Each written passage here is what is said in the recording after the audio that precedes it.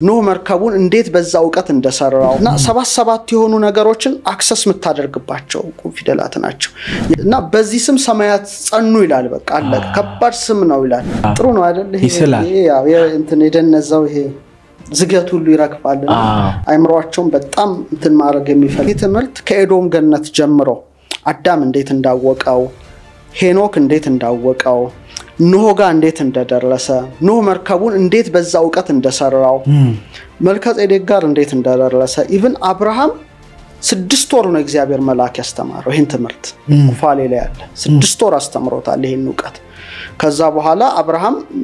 የ22ቱን ፊደላት ዕውቀት አወቀ ነው በተለይ 3 ፊደላት አሉ ወሳኝ ፊደላት አብርሃም የተረዳቸው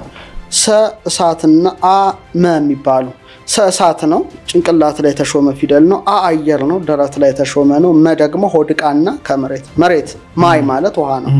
ከዛ ድርብ ፊደላት የሚባሉ በገደ ከፈረተ እነዚህ ደግሞ 7ቱን ሊቃነ መላእክት 7ቱን ሰማያት እና ሰባት የሆኑ ነገሮችን አክሰስ ምታደርግባቸው ፊደላት ናቸው የቀሩት 12ቱ ደግሞ ዞዲያክን ምታቀበት ነው ኃይል ናቸው ነው የኛ ደግሞ ሞር 26 ፊደል ነው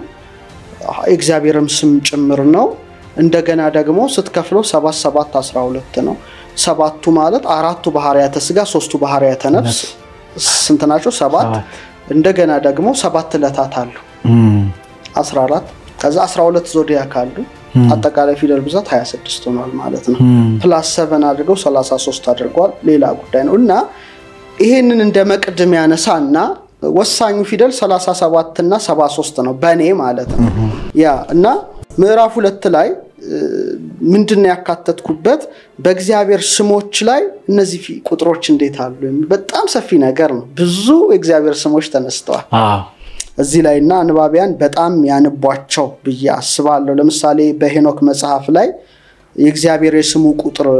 ይሄ ነው ይልና ክስብኤል ይላል ቤቃ ይላል አካ ይላልና እና በዚህ ስም ሰማያት ጸኑ ይላል በቃ አለ ከባድ ስም ነው ይላል እና ያ ቀመር ምንድነው የሚለው በስፋት የተዳሰሰበት ክፍል ነው ቀላል መጽሐፍ አይደለም ይሄ ለእንተነ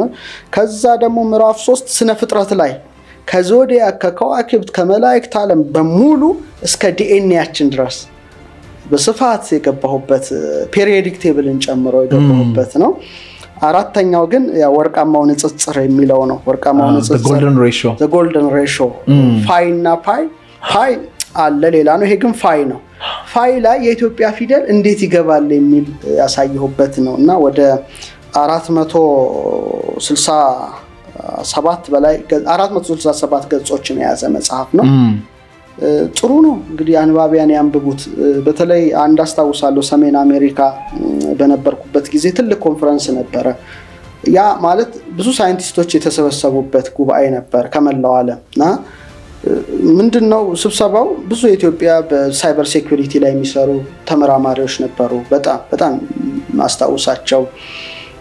ሞር ከኤአይ ጋር አርቲፊሻል ኢንተለጀንስ ጋር የሚሰሩ ነበርና በግዕዝ ፊደል ላይ ነበር ያለው አይነት ፓወር ትልቅነት በጣም ጥሩ ነው ማለት ነውና